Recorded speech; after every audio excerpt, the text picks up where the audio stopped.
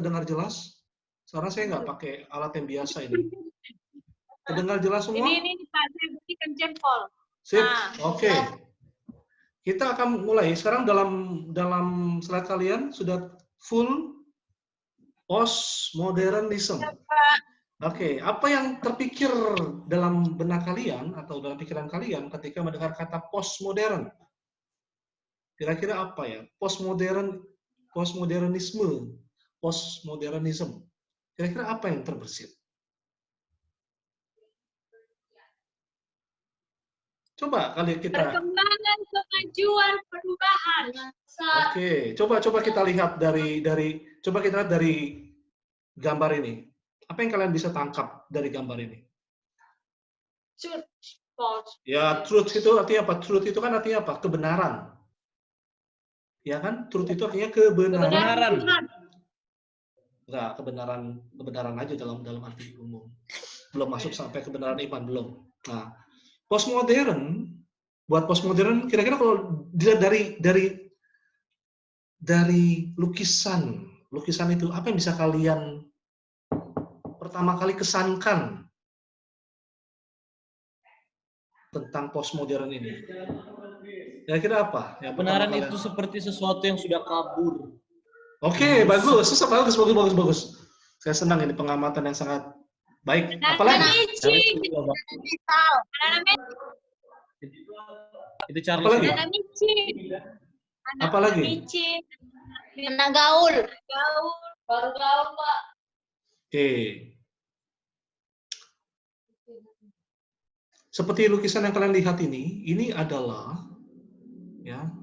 Ini lihat aja haknya masa begini hak. Ini udah nggak mengikuti aturan yang baku. Kalau bicara tentang posmo itu apa? Posmo itu udah bicara tentang dia nggak suka dengan apa yang sudah baku, sudah universal. Dia nggak suka. Posmo itu dia bicara apa? Haknya pun udah kayak begini, dia huruf H atau bukan sebetulnya kalau kalian lihat. Ini huruf H atau bukan, sudah sempoat. U-nya juga sudah kabur, kalian sudah bilang. R-nya masa kayak gini, R? Itulah posmo, cara melihat postmodern. Khususnya dalam melihat kebenaran. Simpelnya adalah nanti dalam postmodern itu, kebenaran tidak ada yang mutlak. Dan sifatnya relatif. Artinya kebenaran bersifat tergantung pada perspektif masing-masing. Relatif kabur. Kita akan masuk ya. Pertama, apa itu postmodern? Yang sudah kalian lihat di layar, ada yang mau mencoba menolong saya? Coba. Kita coba lihat dari sini coba. Kira-kira ada yang mengerti maksud ini? Search for truth, modern age has lost. Kebenaran. Bagus. Kenapa dia mencari kebenaran? Kenapa postmodern ini mencari kebenaran? Katanya karena di zaman sudah mulai hilang. Iya, bagus. Karena di era modern katanya kebenaran itu udah bukan kebenaran, itu udah hilang itu. Kata dia, kata postmodern. Lalu coba ada yang bisa menolong saya ini? People less likely to follow rigid ideology. Artinya apa? Orang-orang kalau less likely artinya apa berarti? Less likely berarti apa? Kebalikan dari likely ya. Kalau likely kan suka ya, secara suka ya, mengikuti ideologi yang rigid, yang sudah ketat, yang sudah baku.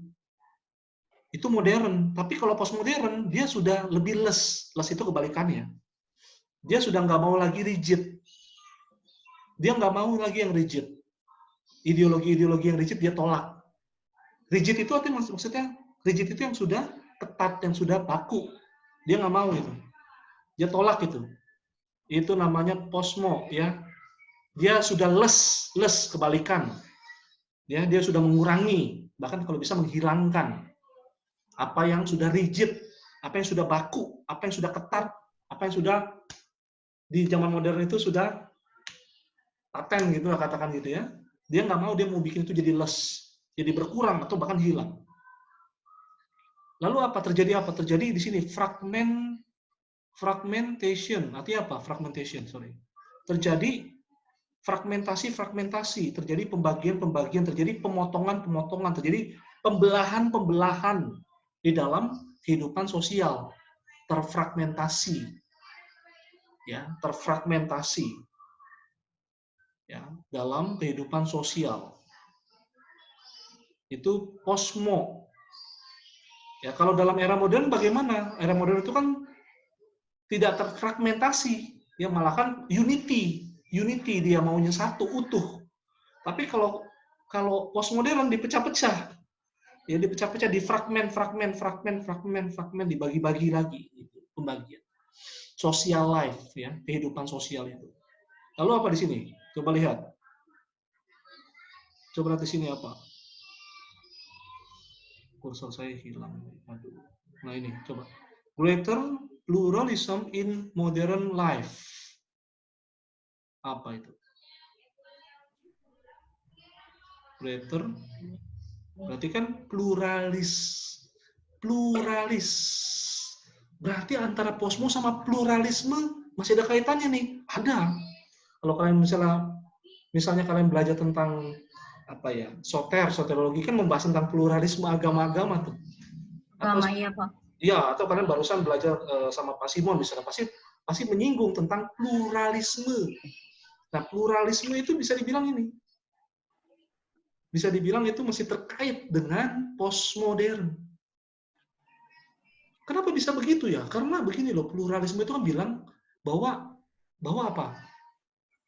Misalnya yang sederhana buat kalian, Yesus adalah satu-satu jalan keselamatan. Misalnya satu-satunya loh jalan keselamatan. Tapi buat orang pluralis bilang apa? Enggak, agama-agama lain pun bisa membawa pada selamat. Berarti apa? Berarti bukan sifatnya absolut, bahwa Yesus itu absolut, satu-satunya mutlak jalan. Dia menolak, maka dia bilang no absolute. Postmodern begitu, no absolute. Nggak ada yang mutlak dalam hal apapun. Kalau saya kasih tadi contoh bisa dalam hal keselamatan manusia misalnya. Dia menolak itu. Dia percaya kepada apa? Kepada greater pluralism, ya. Pluralisme gede-gedean, dia percaya itu. Ya. Lalu apa? Ada apa? Lihat itu, structure and culture and structure fragmented. Dia sama kayak sosial yang difragmentasi, yang difragmen-fragmen, dipotong-potong, dicincang-cincang. Nah, sekarang kultur dan strukturnya pun difragmen-fragmen sama mereka. Jadi benar-benar dibikin yang sudah di era modern dibangun sama orang-orang posmo ini diruntuhkan itu, dicak. Ya, maunya begitu. Dan apa? Dan less predictable. Ya. Less predictable. Kenapa begitu? Karena udah ada chaos, sudah kacau, susah lagi diprediksi. Sudah apa namanya? Unpredictable lagi gitu. Sudah lebih sedikit gitu ya.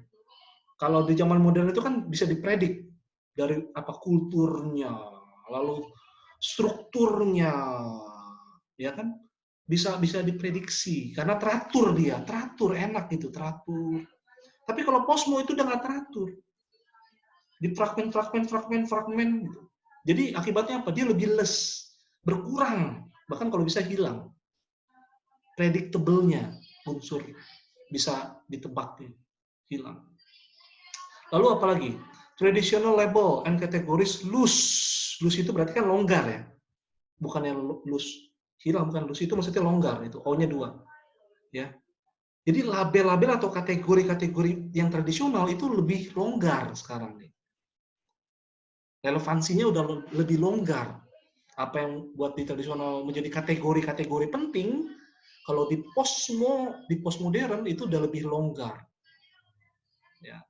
Lalu ada transformasi dari diri. Itu bisa apa? Bisa tinggal pick mix ya. Udah di pick, diambil lalu di mix.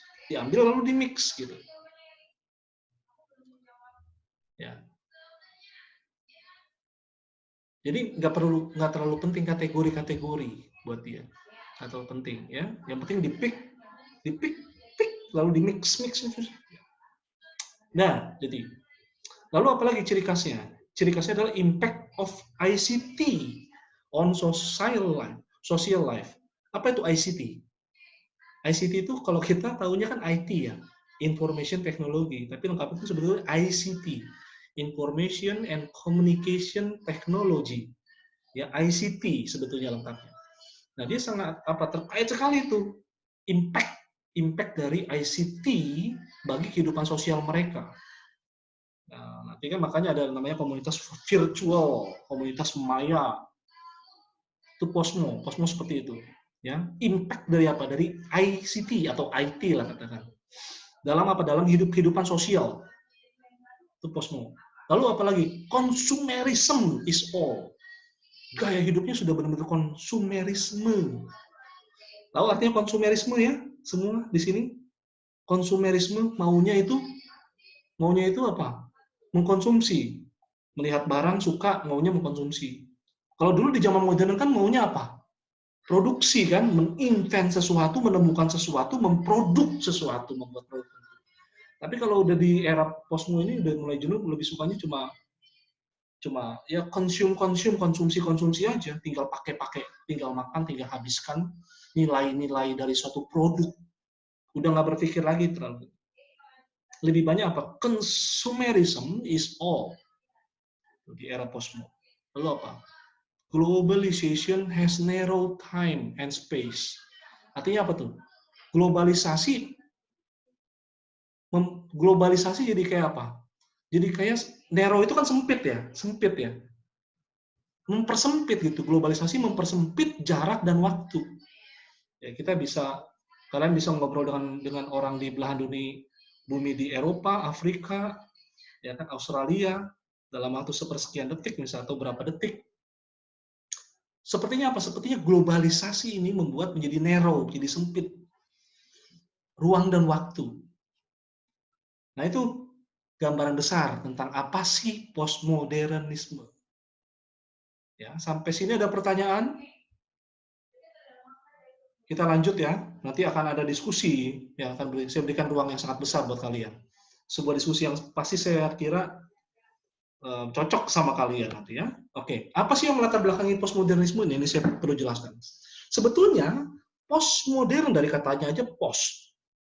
Modern berarti dia lahir dari modern, dari era modernisme, dari modernisme yang selama ini dianggap apa? Gagal dalam menepati janji. Siapa yang suka gagal dalam menepati janji?